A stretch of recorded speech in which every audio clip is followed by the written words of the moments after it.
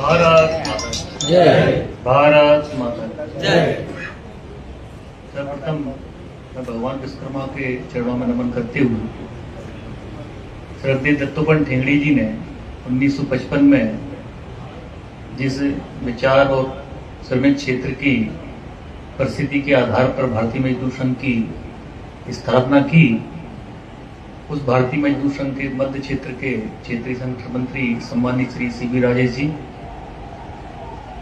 और इस सम्मेलन की अध्यक्षता कर रहे भारतीय शिक्षक संघ भारतीय मजदूर संघ से संबद्ध उसके प्रदेश अध्यक्ष श्री तूफान शर्मा जी और जिन सभी भारतीय मजदूर संघ के ज्येष्ठ कार्यकर्ताओं बंधुओं का हमको अभी मार्गदर्शन प्राप्त हुआ, ऐसे हमारे विभाग प्रमुख और वरिष्ठ कार्यकर्ता हैं। और इस कार्यक्रम की, इस सम्मेलन की शोभा बढ़ा रहे सम्मानित अतिथि शिक्षक साथियों, जैसा कि हम सभी को विदित है कि भारतीय मजदूर संघ का नारा है कि राष्ट्र हित में करेंगे काम और काम के लेंगे पूरे दाम। इसी आधार पर चलते हुए जब 1955 में स्थापना हुई थी, स्थापना के समय में ही इस श्रम जगत की, कर्मचारी जगत की जो परिस्थितियों का श्रद्धेय दत्तोपंत ठेंगड़ी जी ने आकलन किया तो यह ध्यान में तो आया कि कई सारे केंद्रीय श्रम संगठन हैं 1955 के पहले जो श्रमिकों कर्मचारी क्षेत्र का नेतृत्व कर रहे थे, लेकिन उनकी समस्याएं जस के तस हैं। श्रमिक जगत के जो बड़े प्रश्न थे उनके, चाहे जीवन यापन के प्रश्न हो या सामाजिक सुरक्षा के प्रश्न हो, वो प्रश्न जस के तस खड़े थे। उद्योगों के हाथों श्रमिकों का शोषण और संगठनों के माध्यम से केवल श्रमिकों के हित में काम न करते हुए अपितु अपनी व्यक्तिगत और राजनीतिक लालसाओं को लेकर जो उद्योगों का विनाश हुआ, वो हम सभी ने जब हम इतिहास में देखते हैं तो हमें ध्यान में आता है। उदाहरण इसलिए देता हूं कि हम सभी को जानकारी है कि 1955 में जब भारतीय मजदूर संघ की स्थापना हुई, उसके पहले जो उद्योगों का विनाश हुआ है वो श्रमिक संगठनों की कार्यशैली के कारण हुआ।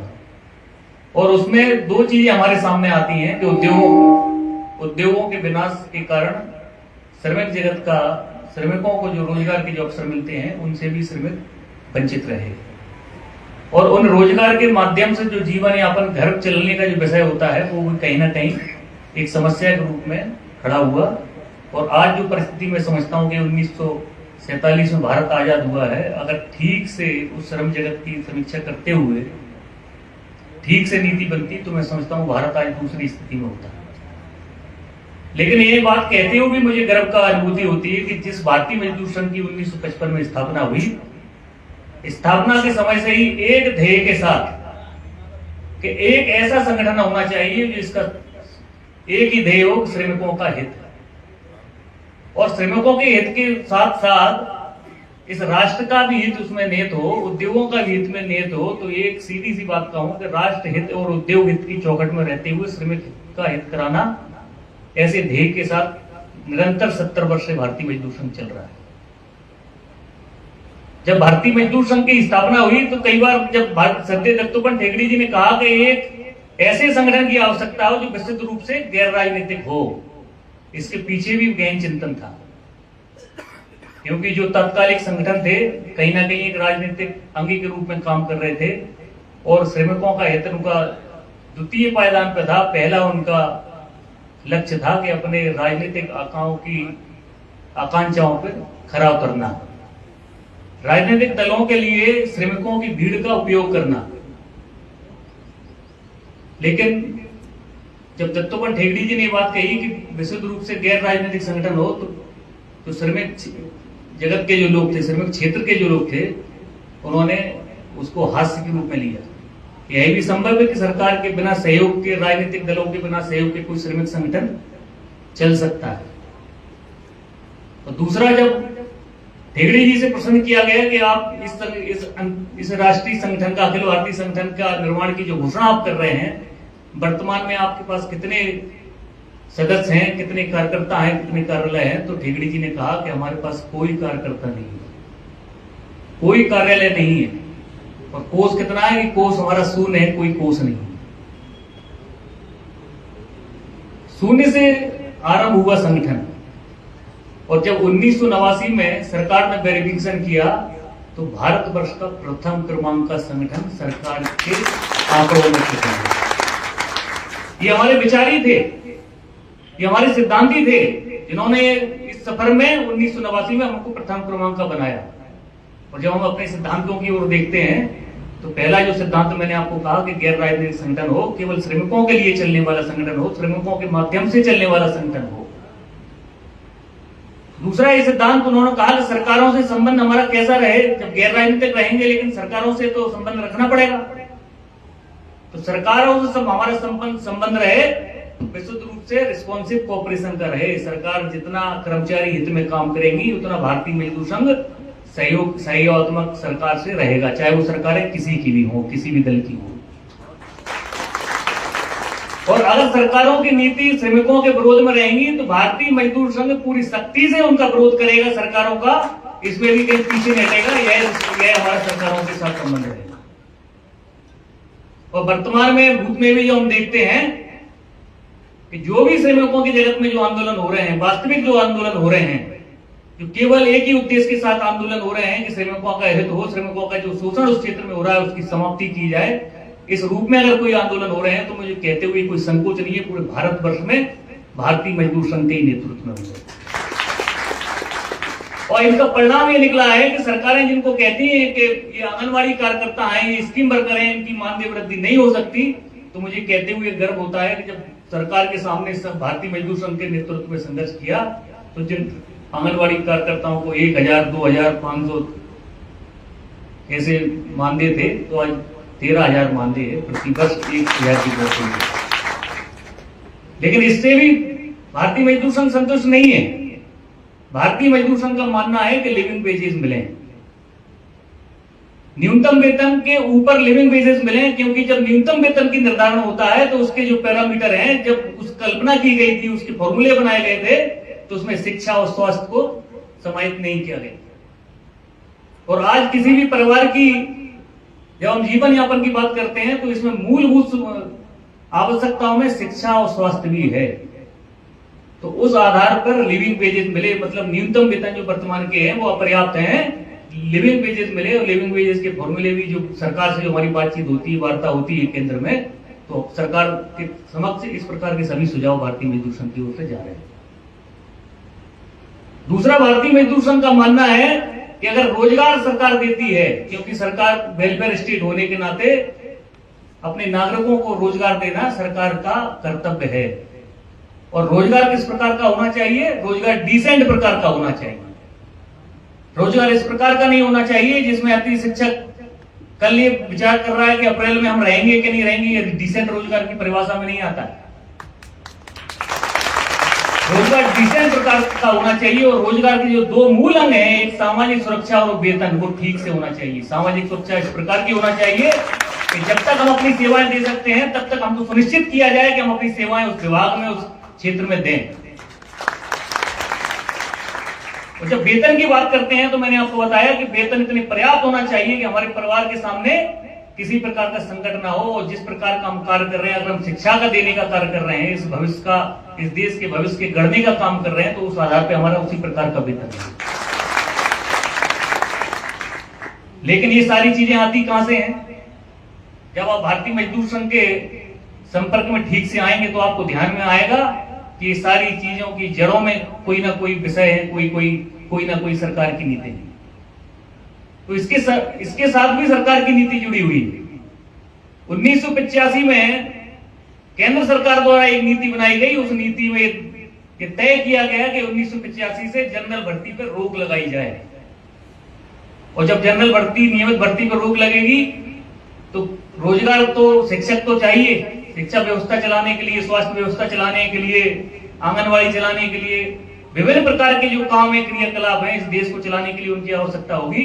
तो कहीं ना कहीं फिक्स्ड टर्म एम्प्लॉयमेंट के रूप में, आउटसोर्स के रूप में, अति शिक्षक के रूप में, अति विद्वानों के रूप में इस प्रकार की व्यवस्था आई। और कल जो ज्ञापन होने वाला है, जो देशव्यापी ज्ञापन है, पूरे जिला केंद्रों पे हम ज्ञापन दे रहे हैं, उसमें भारतीय मजदूर संघ का 6, 7, 8 फरवरी को जो अखिल भारतीय अधिवेशन पुरी जगन्नाथ भगवान की भूमि पे हुआ है, उन 4-5 प्रस्ताव पारित हुए हैं। उसमें से एक प्रस्ताव ये भी है कि जनरल भर्ती में जो 1985 में रोक लगाई गई थी, उस रोक को तत्काल हटाया जाए और आज भविष्य में जो भी रोजगार हो नियमित प्रकार के रोजगार दिए जाए। लेकिन साथ साथ ये भी हमारी मांग है कि इस कालखंड में जो आउटसोर्स के नाम पे, जो संविदा के नाम पे जो अन्य प्रकार की जो रोजगार की व्यवस्थाएं बनाई गई जिसमें सामाजिक सुरक्षा नहीं है, उनको भी नियमितीकरण की ओर लेके जाए। तो कुल मिला के जो जड़ें हैं उन पे भी भारतीय मजदूर संघ का अध्ययन चल रहा है और जिस प्रकार का श्रमिकों से, कर्मचारियों से काम लिया जा रहा है, उस प्रकार की उनको सेवा दी जाए, उनकी रोजगार उस प्रकार का हो, इस पे भी निरंतर अध्ययन और मांग चल रही है। और इस बजट के पहले भारतीय मजदूर संघ के माध्यम से जो सरकार से जो वार्ताएं हुई हैं, उस वार्ता में EPS 95 की पेंशन, जो उद्योगों में काम करते हैं, उनकी न्यूनतम पेंशन 1000 है। अब 1000 में क्या कल्पना नहीं की जा सकती, उसको 1000 किस नाते दे रहे हैं, सम्मान के नाते दे रहे हैं, किस नाते दे रहे हैं। कहीं समय होगा जब उसको निर्धारण किया होगा न्यूनतम वेतन का, आज से 20-25 साल पहले जब भी हुआ हो, उस समय उसका हो सकता है कोई मूल्य हो, लेकिन आज के समय में 1000 न्यूनतम पेंशन, मैं समझता हूं कि ये मजाक है, उन श्रमिकों के साथ ये उनका असम्मान है। तो भारतीय मजदूर संघ ने मांग की है कि न्यूनतम पेंशन 7500 की जाए, EPS 95 और ऐसे कोई विषय नहीं है जिनको भारतीय मजदूर संघ ने संज्ञान में नहीं लिया है। और हाल ही में चाहे केंद्र सरकार के माध्यम से जो केंद्रीय कर्मचारी हैं, राज्य के कर्मचारी हैं, संविदा कर्मचारी हैं, ठेका श्रमिक हैं, सभी की मांगों को भारतीय मजदूर संघ ने गंभीरता से संज्ञान में लिया है। उसी प्रकार से जब अति शिक्षकों की बात होती है तो तूफान शर्मा जी से निरंतर बातचीत होती रहती है और तूफान शर्मा जी के माध्यम से या अति शिक्षकों का जो नेतृत्व हमारा, उसके माध्यम से भारतीय मजदूर संघ के संज्ञान में अति शिक्षकों के समग्र विषय हमारे बीच में आए हैं और भारतीय मजदूर संघ इस बात से सहमत है कि अति शिक्षकों को एक तो जो इनकी हर वर्ष नई नियुक्ति और नई व्यवस्था में ले जाके उनके सामने जो संकट खड़ा रहता है, हमारे विभाग प्रमुख जी ने कहा कि जब 18 वर्ष की नौकरी हो जाती है तो आदमी कल्पना करता है कि हमारी कोई पदोन्नति होगी, हमको कोई अवार्ड दिया जाएगा सेवा के आधार पे। लेकिन जब अति शिक्षक, अति विद्वानी को देखता हूं मैं, तो उनको एक तलवार लटकी रहती है कि कल जो काउंसलिंग होने वाली है उसमें मेरा नाम आएगा कि नहीं है। ये कहीं ना कहीं सरकारों को चिंतन करना पड़ेगा। ये जो मनुष्य है, जो नागरिक है, ये कमोडिटी नहीं है, ये वस्तु नहीं है। और इस मानवीय आधार पर ऐसी व्यवस्थाएं हैं जो मानवाधिकार का शोषण करती है, मानवाधिकार का हनन करती है, मानवीय दृष्टि से ठीक नहीं है, उन नीतियों में अपने सुधार करना पड़ेगा। और भारतीय मजदूर संघ का यह भी मानना है कि सर्वप्रथम संवाद के माध्यम से समाधान की ओर जाएंगे। और संवाद की दृष्टि से मैं देखता हूं कि अति शिक्षक माध्यम से आवेदन निवेदन जितने होने थे, मैं समझता हूं कि पर्याप्त हुए हैं। और हमारे प्रतिनिधि मंडल लगातार, चाहे वो शिक्षा मंत्री हो या अधिकारी हो, प्रमुख सचिव, सभी से उन्होंने बातचीत की है, चर्चा की है। और उन चर्चाओं के आधार पर कितना समाधान सरकार द्वारा किया जा रहा है वो भी हमारे सामने है। और अतिथि शिक्षकों के विषय में सरकार ने बिल्कुल भी गंभीरता से नहीं लिया है और आज वो निरंतर काउंसलिंग कर रहे हैं, हर रोज अतिथि शिक्षकों को निकाल रहे हैं और नए युवाओं को रख रहे हैं। एक तो जो निरंतर 18 वर्ष से काम कर रहे हैं, 8-8 घंटे की सेवाएं दे रहे हैं, और मैं समझता हूं कि कई अतिथि शिक्षक तो 70-70 किलोमीटर तक जाते हैं। उनके आने जाने में 2-2 घंटे का समय लगता है, तो पूरा दिन सुबह से घर से निकलते हैं टिफिन लेकर और शाम को रात घर लौटते लौटते रात हो जाती है। और उस व्यवस्था में आप अगर तुमसे कहते हो कि आप सीधी भर्ती में कंपटीशन देके क्यों नहीं आते हैं, तो मैं समझता हूं चाहे वो शिक्षा मंत्री हो या कोई अधिकारी हो, उनको चिंतन करना चाहिए। और जो अतिथि का विषय था, हो सकता है कि 1 साल के लिए व्यवस्था लेके आए हो, जब तक हम नियमित भर्ती करेंगे तो जब तक लिए अतिथि रख लो। लेकिन आज अगर 18 साल किसी व्यवस्था में हो गए हो तो पूरी किसी प्रकार से वो अतिथि नहीं है, उनका पूरा अधिकार उन शिक्षण संस्थानों पर है। और अगर कोई ये बात कहता है कि आप तो हमारे अतिथि हैं, आपके लिए हम क्यों चिंता करें, तो एक पूर्ण रूपेण मूर्खता वाली बात है। हम किसी प्रकार से अतिथि नहीं है। हमने इतने वर्षों तक इन शिक्षा व्यवस्थाओं को मध्य प्रदेश की सुनिश्चित किया है, हमारा इसमें योगदान है, हम उसके हिस्सा हैं, उसके पार्ट हैं। और अगर हम बात कर रहे हैं कि हमारा नियमितीकरण किया जाए, हमारी काउंसलिंग खत्म किया जाए, तो हमारा ये अधिकार है, कोई मांग नहीं है, जायज मांग है हमारी। और किसी भी क्षेत्र की जायज मांग हो, भारतीय मजदूर संघ उसके साथ पूरी सख्ती से सदैव खड़ा रहता है। उसी प्रकार से इस मध्य प्रदेश के 75,000 जो अति शिक्षक हैं, उनके साथ भी भारतीय मजदूर संघ पूरी मजबूती से खड़ा है। भारतीय मजदूर संघ तो पूरी मजबूती से खड़ा है, लेकिन अब इस बात की आवश्यकता है कि आप कितना संगठित खड़े हुए हैं, उस आधार पर ही समाधान होंगे। तो आज जो विषय आ रहा है कि हम तीनों संगठन एक साथ बैठे हैं, आज मैं समझता हूं कि तीनों का विषय खत्म होना चाहिए। सबसे पहले हम एक संगठन हैं और एक आवाज में भारतीय मजदूर संघ के नेतृत्व में सरकार के सामने संवाद भी करेंगे, और संघर्ष की आवश्यकता पड़ेगी तो संघर्ष भी करेंगे। उस स्थिति में हमको आना पड़ेगा,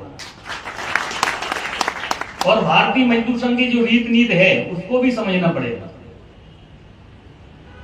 और आज जैसा हमारे पूर्व वक्ताओं ने बताया कि सुई से बनाने से लेके हवाई जहाज उड़ाने तक के क्षेत्र में भारतीय मजदूर संघ की संगठना है, और हर क्षेत्र में भारतीय मजदूर संघ ने अच्छा नेतृत्व दिया है। और वो नेतृत्व केवल और केवल भारतीय मजदूर संघ के महामंत्री के नाते नहीं होता है, वो नेतृत्व हमारे बीच में से निकल के आता है।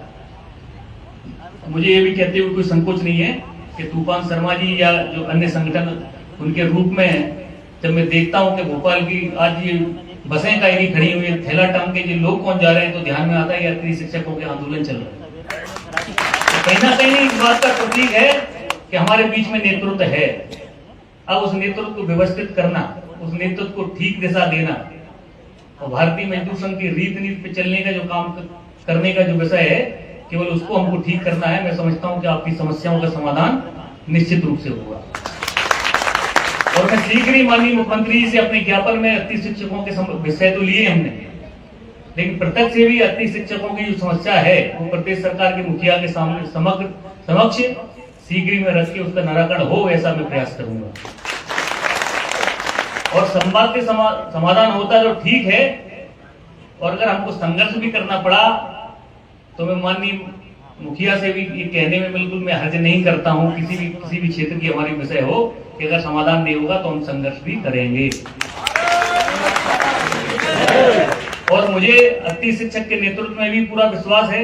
भारतीय मजदूर संघ की रीत नीति, भारतीय मजदूर संघ के सिद्धांत इस प्रकार से दत्तोपंत ठेंगड़ी जी ने हमको दिए हैं कि किसी भी क्षेत्र की समस्या अगर हमने ली है, भारतीय मजदूर संघ ने ली है, भारतीय मजदूर संघ से जुड़े हुए कर्मचारियों की समस्या है, तो उसका समाधान निश्चित रूप से होना ही है। और भारतीय मजदूर संघ मध्य प्रदेश के नाते हमारा ये ध्येय है कि मध्य प्रदेश का श्रम जगत, मध्य प्रदेश का कर्मचारी जगत शोषण मुक्त हो। ये शोषण ही है जो आप आदेश की जो आप बात कर रहे हो कि 7 दिन में अगर हम स्कूल नहीं आए, हम विद्यालय नहीं पहुंचे, तो आपकी स्वतः सेवा समाप्त हो जाएगी। आप बिल्कुल निश्चिंत रहना, किसी भी प्रकार की सेवाएं समाप्त करने की किसी की ताकत नहीं है। सेवा समाप्त बिना किसी समीक्षा के, बिना किसी आधार के सेवा समाप्त करने का किसी को भी अधिकार नहीं है, चाहे वो प्रदेश सरकार ही क्यों ना हो। और इस संबंध में भी शीघ्र ही मैं माननीय मुख्यमंत्री जी से, माननीय शिक्षा मंत्री जी से मिलकर बात करूंगा कि ये जो आदेश निकला है इसका दुरुपयोग किया जा सकता है, या फिर जो अतिरिक्त शिक्षकों के साथ ये अन्याय है, इस प्रकार की व्यवस्था कहीं नहीं लागू की जाए। जब कोई अधिकारी 7 दिन तक नहीं आए उसकी सेवा समाप्त नहीं होगी, जब कोई मंत्री 7 दिन तक अपने मंत्रालय में नहीं पहुंचे उसकी सेवाएं समाप्त नहीं होंगी। तो ये अतिथि शिक्षक जो है वो 7 दिन अगर किसी कारण से स्वास्थ्य खराब हो गया, विद्यालय नहीं पहुंचता है, तो उसकी भी सेवा समाप्त किसी भी रूप में नहीं की जा सकती। साथ ही साथ जिस प्रकार संविदा के संबंध में हमने नीति बनवाई है सरकार से, और उस नीति में 62 वर्ष तक सामाजिक सुरक्षा के विषय हैं, अनुकंपा के विषय हैं, ग्रेजुटी का विषय है, ये सारे विषय अति शिक्षकों को के लिए भी समान रूप से लागू हो, इसका भी हम प्रयास करेंगे। और मैं आप इस मंच से आप सभी को विश्वास दिलाता हूं कि भारतीय मजदूर संघ के कार्यकर्ता के रूप में आप सभी स्थापित हों।